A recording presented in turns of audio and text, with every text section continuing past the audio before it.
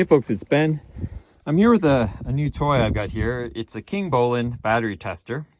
And it was a sample provided to me so that I could kind of give it a test out and tell them what I thought. And so far I've been pretty happy with it actually.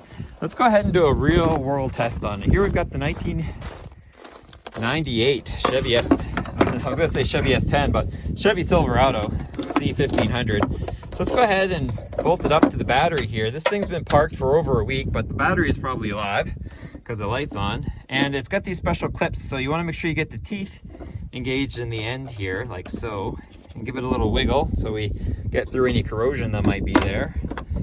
And then let's go ahead and connect the positive. If we can get that connected. It's cold outside, so this is what I wanted to see about on this testing. And then we'll clamp on this guy, give it a little shake too. And our tool says that we're good to go. So let's go ahead and do a check on, it's a 12 volt system. We're in the vehicle. Let's do a battery test. Confirm that the engine's off, sure. And it's regular flooded. And let's do cranking amps. So let's go there. And it says that this is cranking amps, oops, 950, careful, I just erased it there. So we're cool there, same as the other Grand Prix battery, I guess. And hit OK. And it says that for battery life, we're at about 25%. So it says we got about 477 cranking amps versus what the 950 is rated on the battery. But it looks like our voltage is good.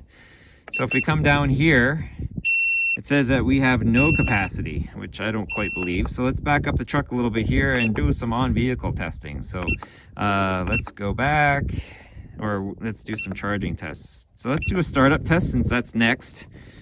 Let's go ahead and enter, turn the engine off before entering the test, okay? And it says start the engine, so we'll do that right now.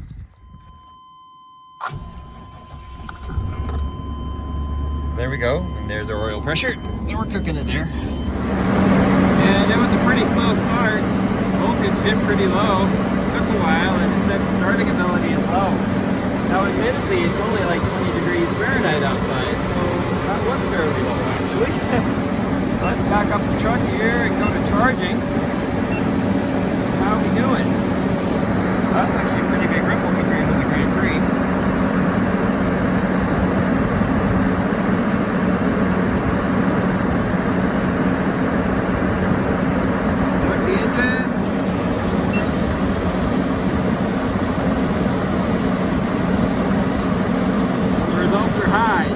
Be understandable since the charging roller there is actually pounding the voltage to the battery at this point, so it's going to be at its high start point. So let's back up here.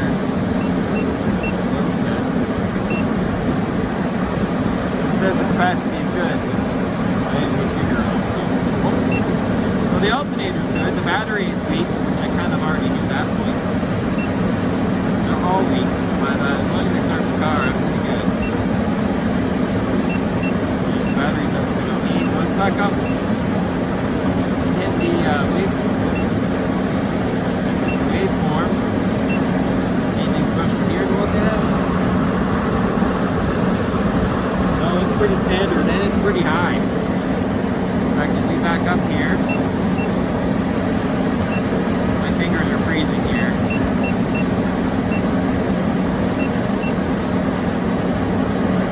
The charging voltage, so everything looks good here. So it says my battery's weak, and honestly, yeah, it's not a new thing, but it certainly isn't a new battery, but it does charge the vehicle because it doesn't need that much amperage the battery's giving, is what I'm kind of deducing. I also have no gas in this thing. I didn't note that.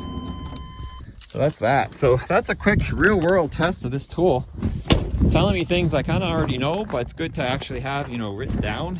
So now I can be like, yeah, it was kind of, and it says in the notebook, you can't just like slap it on there and then shut the vehicle off and read the voltage. You got to let it settle down. And I would agree with that because it's just had 14 volts pounded on it. So it'll slowly go down to where it needs to be. So if you have any comments or questions on that, that's a real world test.